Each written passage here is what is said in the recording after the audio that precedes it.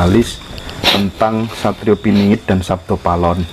Nah, saya ingin mendengar pandangan orisinil dari panjenengan seperti apa, Pak Beb. Karena terlalu banyak versi menurut saya dan kadang membingungkan. Ya. Jadi tentang Satrio Paningit dengan Sabto Palon itu memiliki saya bahasakan keadaan, Mas ya. Okay. Memiliki dua keadaan. Satu keadaan keilmuan, yang satunya keadaan real. Ya, keadaan real. Jadi dan keduanya ini saling berkaitan, gitu, saling berkaitan. Jadi kalau kita mengungkap tentang Satrio Paningit dan Sabto Palon secara keilmuan, maka realnya juga harus diungkap. Begitu juga sebaliknya. Artinya itulah penyaksian tentang itulah yang menjadikan saya pernah terpuruk, Mas ya. Itu penyaksian tentang itu. Namun yang pasti itu nyata, sedang terjadi, dan akan benar-benar menjadi peradaban baru nanti. Masih lama nggak, Pak Web? Kalau prosesnya kan sudah terjadi, Mas. Prosesnya sudah terjadi, dan benar-benar kejadiannya itu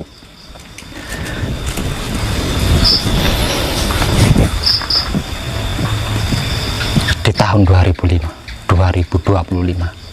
Tapi saya tidak mendapat bocoran harinya, tanggalnya, jamnya. Oke. Apa yang perlu kita siapkan, Pak Web? Tetap menjaga kebersihan Baitul Makmur, Baitul Muharram, dan Baitul Muqaddas. Tidak ada cara lain. Karena apa? Karena dia sedang menuntut singgasana pribadinya. Oke. Kemudian terkait dengan jaminan selamat hingga 7 turunan sempurna, itu maksudnya bagaimana, Pak?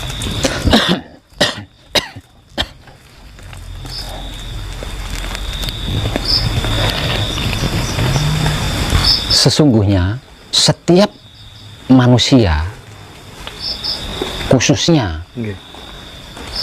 manusia-manusia lama yang lahir kembali pada saat ini, itu kan melanjutkan karma leluhur, Mas. Melanjutkan karma leluhur dan menjalani karma pribadi. Untuk manusia baru berarti dia menjalankan atau menjalani karma pribadi. Untuk manusia lama berarti melanjutkan karma leluhur dan menjalankan karma pribadi. Nah, yang namanya karma ini yang paling sulit dan paling rumit di kehidupan manusia, Mas. Kalau hewan-hewan tidak peduli tentang itu, tapi di dalam kehidupan manusia yang disebut karma atau hukum sebab akibat ini, wah, rumit banget, Mas. Rumit. Karena apa? Karena walaupun kita tidak melakukan, kalau leluhur kita dulunya pernah melakukan dan dia tidak punya kesempatan untuk menebusnya, itu kita yang nebus. Rumitnya itu loh di situ. Nah, karma-karma ini adalah penyebab terjadinya reinkarnasi itu tadi, Mas. Jadi sebenarnya orang-orang, bahkan orang-orang yang kita pandang suci, yang gagal mencapai kesempurnaan, dalam artian di dalam kematiannya dia tidak bisa kembali kepada Tuhan, gitu ya. Nah, kegagalannya itu bukan karena agamanya tidak baik, bukan karena ilmunya tidak hebat, bukan karena tingkah lakunya tidak benar, bukan. Karena apa? Karena dipandang suci. Yang namanya orang yang kita pandang suci itu sudah pasti backgroundnya atau latar belakangnya kan bagusnya. Tapi dalam kenyataannya kan belum tentu. Belum tentu berhasil mencapai kesempurnaan, atau dalam istilah agamanya belum tentu berhasil innalillahi wa inna ilaihi rajiun. Belum tentu berhasil di situ. Nah, terjadinya reinkarnasi ini adalah karma ini tadi, Mas. Sebaik apapun dia di dunia ini, kalau karmanya tidak selesai, karma yang sedang dilanjutkan dan yang sedang dijalankan tidak selesai, akan menjadikan dia bereinkarnasi lagi ke dunia ini untuk menyelesaikannya dengan wujud yang lain. Ya, kalau wujud berikutnya sebagai manusia seperti kita. Kalau di kehidupan berikutnya wujudnya cacing, itu kan susah banget, nggak iso sinau kan, nggak bisa berspiritual lah wong cacing. Yang ngerinya di situ. Itu nggak bisa milih reinkarnasi itu, Pak? Nggak bisa. Kalau gini, Pak Web, ngapunten nggih. Misal nggih, ini istrinya mengandung, ya kan? Terus tiba-tiba si nenek yang kabundut dulu, Pak Web, menemui si istrinya Mas ini. Ya, Nduk, aku melok awakmu yo. Artinya kan bisa bisa kita maknai, oh mungkin barangkali dia ingin manitis ikut di janin bayiku itu. Itu peristiwa seperti apa? Bisa nggak itu memilih keluarganya sendiri, atau bisa dimaknai begitu nggak kira-kira? Nggak bisa. Nggak bisa. Itu bukan reinkarnasi namanya. Bukan, tapi nitis. Beda. Reinkarnasi sama nitis. Beda. Reinkarnasi sama nitis itu beda. Pripun, Pak? Kalau reinkarnasi itu kan kuasa Tuhan. Oh. Ya, reinkarnasi itu kuasa Tuhan. Artinya Tuhan yang melakukan gitu, bukan bisa kita. Jadi kita sekarang hidup di sini, besok di Italia. Ya, seperti itu. Nah, kalau nitis ini bukan kuasa Tuhan, tapi kelebihan orang yang hebat. Oh. Nah, katakanlah karena yang dicontohkan tadi kan Mase. Kalau sampai terjadi seperti itu, berarti neneknya Mase ini dulu orang hebat. Hanya saja satu titik yang gagal dicapai.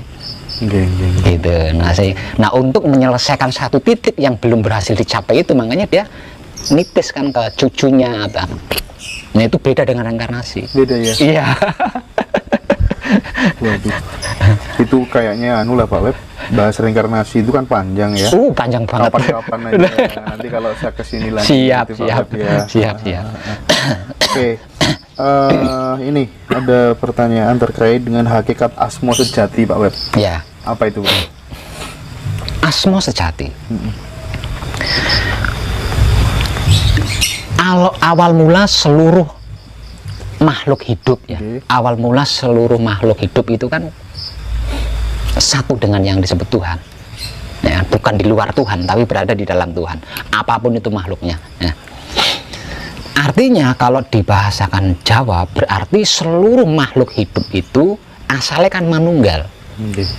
Manunggal dengan siapa? Dengan Tuhan, karena masih jadi satu dengan Tuhan kan. Kemudian diambil oleh Tuhan, diciptakan dan bla bla menjadi banyak perbentukan atau perwujudan. Nah, setiap sesuatu yang dilakukan oleh Tuhan, itulah yang dimaksud asmo. Artinya asalnya manunggal. Oh. Jadi asmo itu bukan nama gitu loh. Tapi asal usul seluruh makhluk gitu. Iya. Oke. Asmo sejati ya. Oh iya. Oke. Kemudian ini kan banyak orang kena masalah, Pak, menghadapi masalah. Iya. Nah, ketika menghadapi masalah itu, tips untuk menyelesaikannya kan ada tuh di blognya Panjenengan. Siap. Tips menyelesaikan masalah itu. Ada rumus yang mudah untuk diterapkan supaya teman-teman keluar dari belenggu masalahnya masing-masing gitu. Tidak peduli seseorang itu hebat atau bodoh, Mas.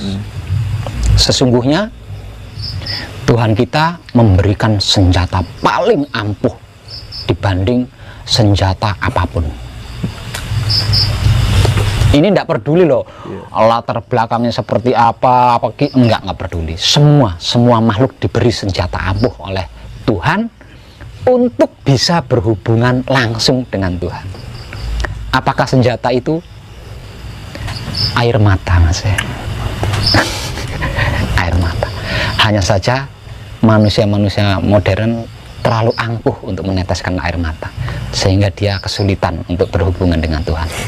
Bahkan ketika kepepet pun tidak mau nangis. Nah, aku wong lanang kalau sudah metu kuine. Mosok cemen. Itu loh egonya manusia.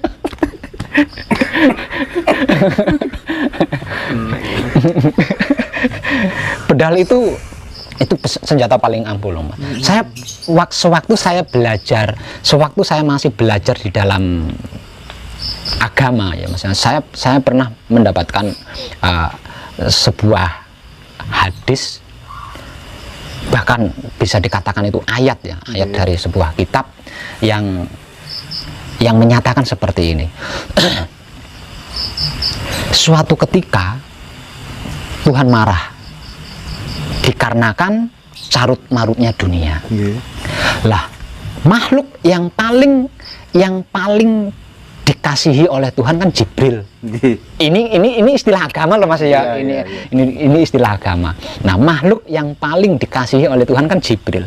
Nah, ketika Tuhan marah menyaksikan carut marutnya dunia, karena yang dikasihi Jibril, akhirnya yang dipanggil itu Jibril. Kemudian hadis itu menyatakan Tuhan berteriak. Tapi kalau kita masukkan ke dalam spiritual ya lucu ya. Tapi ini ada hikmah yang bisa kita ambil di sini gitu.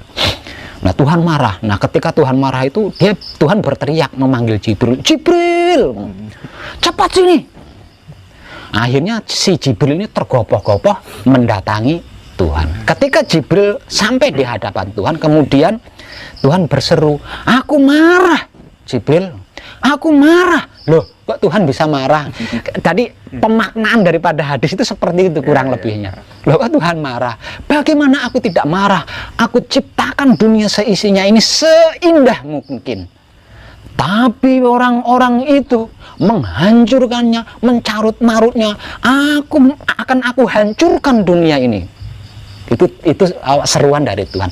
Nah, terus Jibril itu ngomongnya kayak Dono Kasino Indro. Ya Tuhan, dunia ini seisinya milikmu. Yang menciptakan juga Engkau. Kalau Engkau hendak menghancurkan dunia, halo monggo, silahkan. Jawabannya kan jawaban pelawak toh. Itu si Jibrilnya itu ya nyeleneh. Tapi saya dapat hikmah yang luar biasa di situ. Gimana, Pak? Nah, setelah dipersilahkan oleh Jibril, kemudian Tuhan berkata lagi, tapi aku tidak sampai hati, Jibril. Nah, dibahas lah, Tuhan kok punya hati ya. Tapi dialektikanya seperti itu. Ya, gitu. Tapi aku tidak sampai hati ya, Jibril. Loh, kok Tuhan sampai tidak sampai hati itu? Apa yang bisa menyebabkan Tuhan tidak sampai hati? Jauh di bawah sana, Jibril, ada seorang hamba yang bersimpuh di hadapanku dengan linangan air mata. Artinya satu tetesan linangan air mata menyelamatkan dunia, Mas. Tak peduli agamanya. Enggak peduli. Enggak peduli. Pak Bet, ini pertanyaan terakhir, Pak Bet. Sebenarnya masih banyak, cuman nanti kayaknya supaya kita juga fresh, fit, kayaknya di season 2 saya kesini lagi deh. Boleh. Mohon izin, Pak. Siap. Oke, ini penting sekali. Pengen tahu bagaimana sih Patrap Semedi versinya Pak Web itu seperti apa yang bisa diterapkan saudara-saudara kita yang membutuhkan, Pak Web. Gimana? Iya. Arahannya. Kalau patrapnya bersama yang saya gunakan itu patrap asli, Mas ya. Kenapa saya katakan asli? Karena sesungguhnya patrap ini terjadi ketika kita masih dalam kandungan. Gitu. Ketika kita masih dalam kandungan, nah sikon kita itu seperti patrap yang metodenya saya gunakan. Seperti halnya patrap kunci seperti ini. patrap paweling seperti ini, patrap mijil seperti ini, patrap singkir seperti ini. Itu semua patrap-patrap itu pernah dilakukan ketika kita masih dalam kandungan. Gitu. Itu bisa dideteksi dengan apa kayak alat apa kayak. Nah, itu patrap-patrapnya. Kalau ingin tahu secara khusus ya mungkin barangkali bisa berhadapan langsung ya. Ya, bisa apa namanya belajar bareng, Mas. Karena apa? Karena di sini nggak ada guru murid gitu ya. Sungguh tidak ada guru murid. Bagi siapapun yang belajar bersama saya di sini, saya adalah teman seperjalanan, bukan guru, bukan pembimbing, teman seperjalanan. Iya. Ini mungkin bahasa orang ateis, Pak Eb. Iya. Menjadi Tuhan untuk membunuh Tuhan. Gimana itu? Menarik itu, Pak. Ya.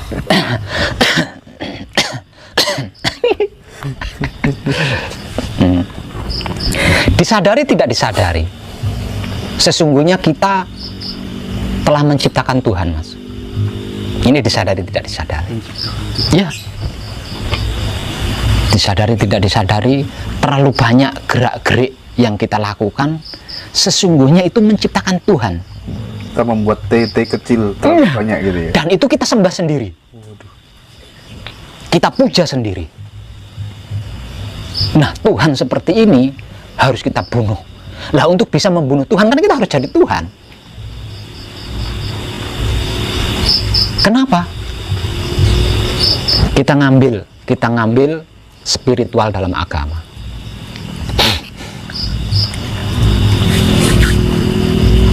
Sesungguhnya manusia itu adalah wujud dohirku dan aku adalah batinnya manusia.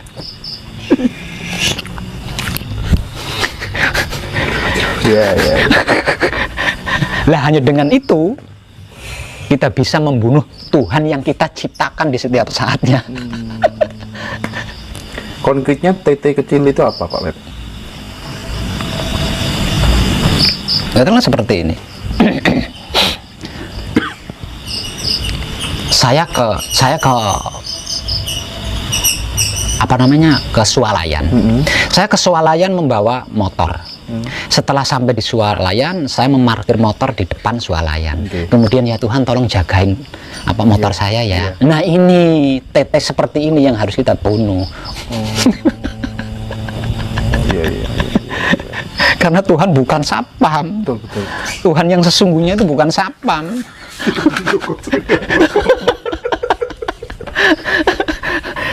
Tapi sadar nggak sadar kita pernah melakukan itu loh, Mas. Ayo jujur. Iya. Bolak-balik. Nah, itu. Tiap saat kayaknya. Nah itu harus dibunuh itu. Gini, pacaran Tuhan lindungi aku biar nggak ketangkep Satpol PP. Nah, itu juga termasuk. Itu juga termasuk. Oke. 2 pertanyaan terakhir, Pak Web, sebelum kami pamit, Pak Web. Ini seru sekali. Ini Pak Web tentang apa tuh namanya, kiamat surga dan neraka, Pak Web. Diceritakan tanpa tedeng aling-aling, Pak Web. Iya.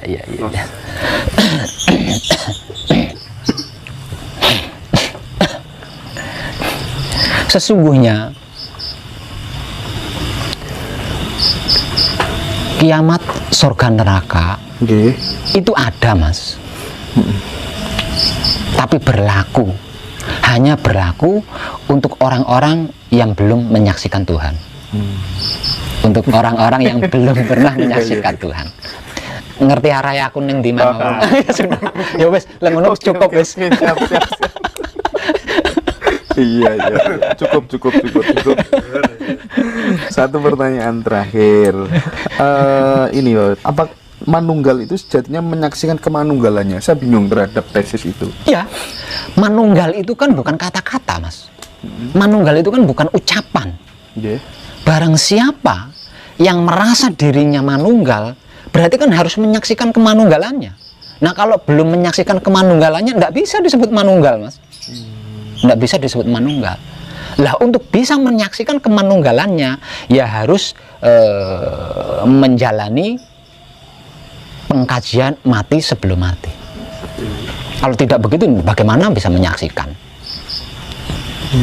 Artinya untuk bisa menyaksikan diri kita sendiri, secara spiritual kan harus ada yang keluar dari diri kita untuk menyaksikan diri ini. Kalau tidak ada sesuatu yang keluar dari diri kita, bagaimana mungkin kita bisa menyaksikan diri kita? Kecuali bercermin baru bisa. Nah, bercermin itu kan bukan spiritual. Dan itu kalau di sini lewat semedi itu tadi, Pak Web. Ya, Tapi di beberapa videonya Pak Web tak lihat panjenengan memegang tengkuknya teman-teman yang mau manekung, ada yang sebelah, itu dalam rangka untuk apa, Pak Web? mematikan, membantu dia untuk mencapai tingkatan mati yang sesungguhnya dalam keadaan sadar. Parameternya dia sudah mati itu apa? Apa nafasnya hilang atau bagaimana? Sekarat.